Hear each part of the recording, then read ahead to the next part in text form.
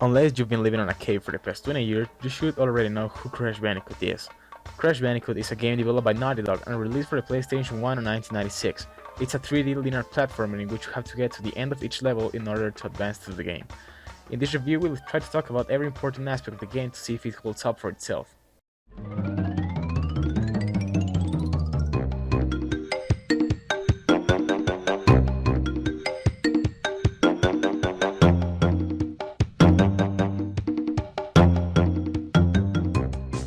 How about if we take the story out of the way first, since it's nothing special.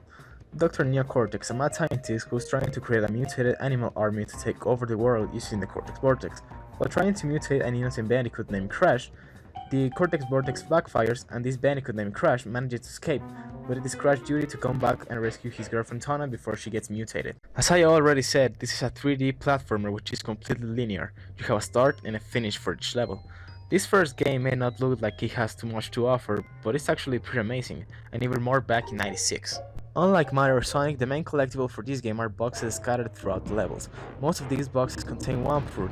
If you collect 101 fruit, you will get an extra life. There are several types of boxes with faces printed on them. The ones with the Crash face will give you an extra life. If you break 3 of the crates with a ton of face, it will bring you to a bonus run in which you will be able to save your game if you complete it.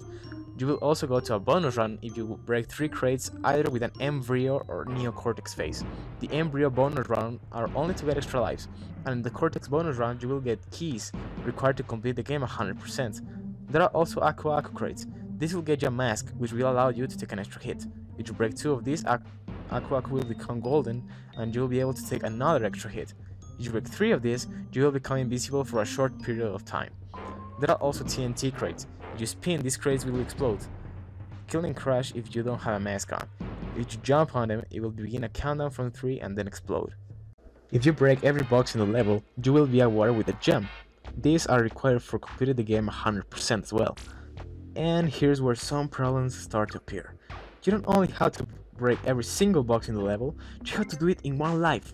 See, there are checkpoints, but this doesn't work as someone would expect to. If you die, you will be taken back to the last checkpoint, but every box in the level will reset, making it very challenging and tedious to get the gems, especially when the levels get longer. Another issue is that Crash controls like shit. It feels very slippery and you can only control it with the D-pad, since the DualShock was not released until later. There are a lot of areas in the game where you have to make sharp jumps, and the controls don't really help with it. This can be really tedious, especially if you're trying to achieve 100%. On the other hand, this game takes place on 3 islands, and each of them offers a lot of variety between levels. On the first island, you have a more peaceful environment, where you go to forests and native fortresses. On the second island, you get dark temples and ruins. The third island is more industrialized. You get to visit factories, labs, and more. Oh yeah, and you also get to ride Wild Hog and escape from giant boulders. And trust me, if this is your first time you're going to be playing this game, it will take you like 1,000 tries before you get used to these levels. Every level is designed with the idea of completing them with patience. If you take your time, you will be able to complete these levels at your own pace. It's not like they are trying to put a clock in your head, right? Oh. How about if we take a look at another major problem, the saving system. The saving system for this game is absolutely bullshit. You either have to get a gem, which is already a pain in the ass, or you have to complete a ton of bonus rounds. Keep in mind that you can still die in these bonus rounds, and if you do, you will lose your chance to save. But I'm not done yet! Every now and then, when you complete a ton of bonus rounds, the game will decide to freeze for no reason at all, and you have to restart the game, and it's not fun at all. Now for the bosses. Once you complete a certain number of levels, you get to fight a boss. These are Papu Papu, Ripperoo, Koala Kong, Pinstripe, Embryo, and, you guessed it, Dr. Neocortex. All of these bosses are very easy, and can be defeated within seconds. And the fact that a lot of people think that the bosses are the best part of the game, it doesn't really speak well for the rest of the game. The soundtrack is not really memorable.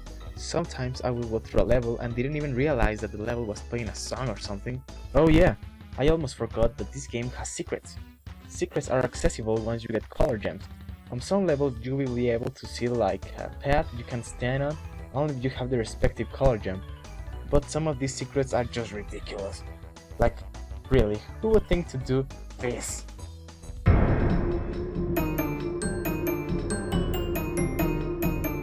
Now, to end this review, Let's take a quick overlook of the whole game.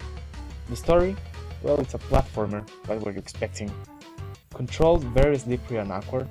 For the levels we can definitely see variety, but they can get very long and difficult every now and then.